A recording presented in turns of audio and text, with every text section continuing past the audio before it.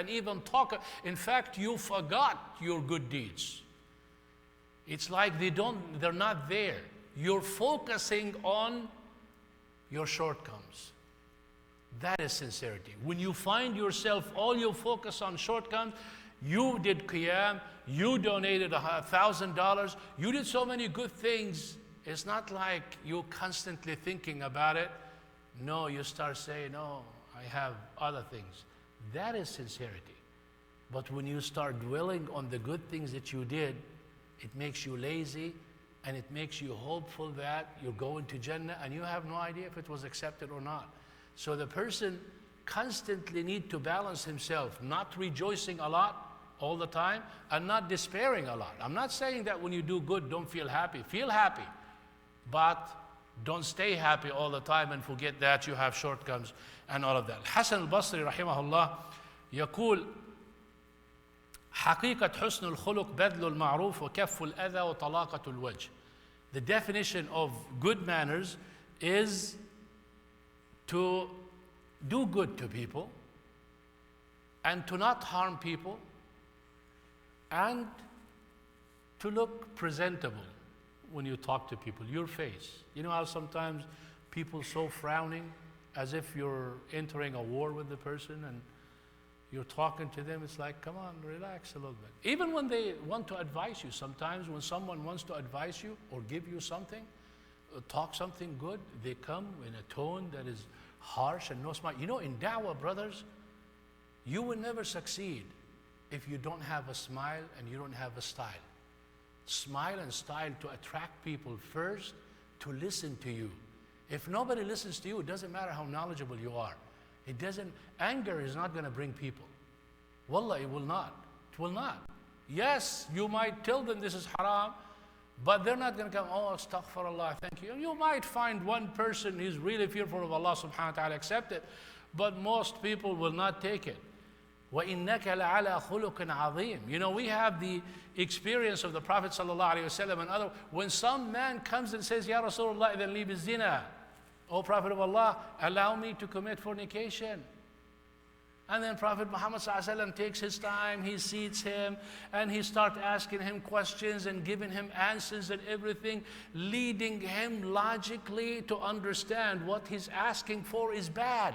If you don't like it for yourself, how can you like it for others? That is it. That is the hadith. Deal with people the way you like to be dealt with. Step aside when you want to say something. Put yourself in the other person's shoes and say, if he says that to me, would I like it? If he treats me like that, would I like it? And act with people. That's why Prophet Muhammad ﷺ said, "Man ahabba bahbuhat al-jannah falyati an-nas ma yuhibbu an yu'ta." If you really like to refresh yourself and enjoy yourself in Jannah, then deal with people the way you like to be dealt with. You see, a lot of times we don't. Even when you do, nowadays we have technology. You send text and emails and all of that. Wallahi akhlaq, full of akhlaq in that. Wallah, I can tell you who has akhlaq and who doesn't have from their texts. How they talk and how they introduce and how they answer and how lazy they are and how deviant they are. All in their text. Yes, we can say, yes, there is something called Salaam Alaikum. Yes, it does exist in texting. And yes, there is something called Wa Alaikum Assalam wa Rahmatullahi wa Barakatuh for someone who does it. Yes, I know it's a lot of typing, but it's not free. If you just put Jack and you think you're going to go to heaven from it, you're not. Jack will not take you anywhere. There is no such a thing as Jack. It's Jazakallahu khairan. Is that what it is? Sometimes, you know, the kids will grow tomorrow. All they know is these terms. Khalas, they figure out, you know, at the end, you know, when somebody does to you, just tell him Jack. ASA. It's like, so you want hasanat. These are manners. When someone tells you Salaam Alaikum, say Wa Alaikum Assalam. Answer it. I don't care if it's another time, if it's another, wallahi, sometimes, I don't know. I mean, when we talk about hasanat, when we talk about Jannah, we really need to understand that Sil'at Allah ghaliya. The Jannah is not cheap. You gotta pull over to say wa alaykum assalam wa rahmatullah. Yes, I would do that. I'll pull over to say wa alaykum assalam wa rahmatullah wa barakatuh and move on. That's 30 hasanah. It's not worth slowing your traffic. One hasanah the day of judgment, your mom will not give it to you. Can we understand this? And you belittle 30 hasanah? And you think it's only by saying? No, it's by saying. That's why the Sahaba the scholars radiallahu anhum, they said when you write, don't put salam or S.A. Sallallahu alayhi wasallam. Yes, write it. In fact, some of them, they made it prohibited to do that. That is a reality. Yes, it takes a lot. Wallahi, sometimes when I do, like when we're doing a research or something like that, and you're talking about sunan, every other word you have Muhammad sallallahu alaihi wasallam. You have to write it. Yes, it's not free. It's not free. It's not free. If your boss tells you every time you do this, I'll give you $10, then you're not going to say, oh, I'm getting sick and tired of it. No, you will do it happily. We're getting that, but how much faith? So this is akhlaq. This is akhlaq. Akhlaq is when someone calls you, you answer him, or you get back with him, or you tell him, I'm busy, I'll get back with you. You don't hang him for a month or two, or put him on the side and don't answer. And there is priority. Your family comes first. People of knowledge to people of knowledge comes too. Imam with imam, different than imam with a regular person. You need to prioritize, and there are some times that you have to really live up to those standards and understand that when someone calls you and you hear the message, they tell you urgent, answer it. Even if you think that they're lying or they're just saying that. Tell him, brother, you told me it's urgent and this is not urgent. Please don't do that, because there are some people who are more in need than you. Let the person know, honesty, in a kind way, nice way. This is also manners. But, so nowadays, you send the text or the message to the person 10 times and you kiss his hand and his feet and everything, trying to be so sweet and so nice because he's going to get angry. Why do you have to go through this? What are we? Are we Muslim? Are we people who even put Islam aside? These are men. I'm talking professional people. I'm talking when you are an engineer, or you are a doctor, or you are an imam, this is professional. You should act as a professional. Manners, wallahi manners. Ask anyone who does this, and when he doesn't get the response, what is his thought of that person? Yeah, I understand sometimes you forget, and sometimes things slip by, but I'm talking about people who are constantly like that. Or you write for a person a page asking 10 questions and he gives you 2 words. And you have no idea what these 2 words are answering question 1 or question 2 or this and that. Pick up the phone. If you don't like to type, pick up the phone. And I would recommend that, because typing is misleading a lot. Nowadays, every sentence you have to put a smiley face, because you don't want the other person to think that you're angry or something. Or maybe with every thing you write, send a picture with a smile, Tell him this is it. And guess what you're going to get? You're not serious, brother. Talking is the best way to talk. حسن الخلق إيمان وسوء الخلق نفاق. If you have good manners, you're a believer. If you have bad manners, you're a hypocrite. Look at the qualities of the hypocrites. Lying, exaggeration when you argue, breaking your promise, not fulfilling a trust, coming to the prayer lazy, talking to people harsh, hardly want to do good, looking at people and putting them down. all manners, but bad manners. Look at the believers. Courageous, hospitable, kind, helpful, welcoming. All of those qualities of the believers. Subhanallah, it's so easy to do good if you want to do good. Yes, it may be hard sometimes, but when you do good or you intend good, Allah subhanahu wa ta'ala helps you to do good. I want brothers and sisters to tell you a funny story. Hopefully it's a real story to show you what religion is. It is dealing. Listen carefully. A father sent his son to study overseas. From that seas to overseas here. So his son went, studied.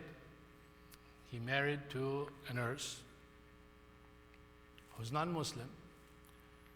What do we call a non-Muslim?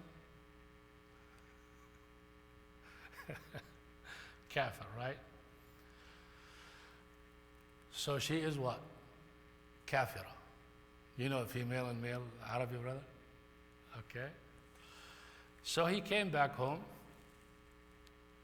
and of course not dressed properly and everything, and his father doesn't know, so his father said, and his father is sick, so he said, who's this? He said, that's my wife. He said, your wife? You got married? And she's not covering, she's not wearing the hijab, and she's not Muslim? Kafri? Father couldn't comprehend. The son was explaining to him, come on, Dad. And he said, no, I cannot take it. I don't want people here in this small village, the husband of the kafira, and when you have children, the children of the kafira, and when you have it here, he's sitting in the house with the kafira, and he was using kafira with everything. No, I cannot. So his son, he said, Dad, calm down. Just give me a few days and let me see what I can arrange. So he left. She was sitting there with his father, and his father is sick, and she is a nurse. So she said, let me check your pressure. Checked his pressure. No, your pressure is high. You need this. And you check your sugar. Oh, it's so high. You need this and that. Tense, little massage. She really took care of him. He needed really someone to take care of him. So time passes. His son came back and he said, Assalamu alaikum, Dad. So, شو أخبار الكافرة? How's the kafira doing? He said, Kafira, your mother is kafira.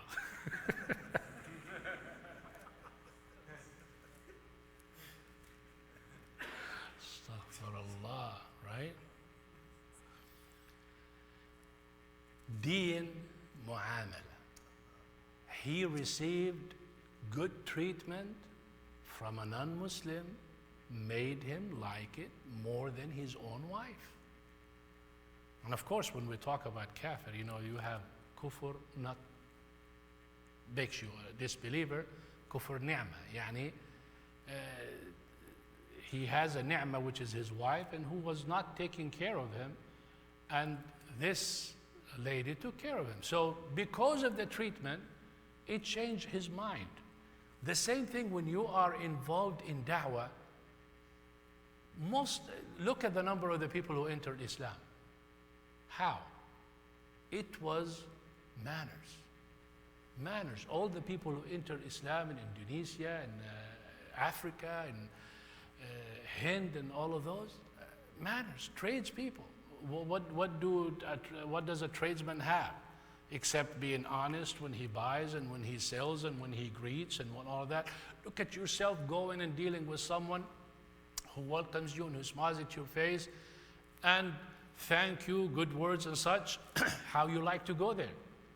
Go to a restaurant and see when you are served how the person dealing with you, and see how you base your tips on treatment, everything in life treatment. And Allah subhanahu wa ta'ala wants you to have that treatment. And He rewards you for that treatment. Therefore, we want you to focus on that treatment and make sure that people look at you. When they look at you, they see Islam in you. They see Islam in you. We don't, sometimes, wallahi, sometimes, I avoid doing things I have right to do simply because the way I look, I don't want anyone to think negative of Islam. I just choose to be quiet, simply for the sake of the religion. Because definitely a lot of people will blame it. And look, when a kid behaves bad, what do people say? His mom and his dad did not raise him. And his mom and his dad probably worked harder than what you think. Not every time you raise, it works.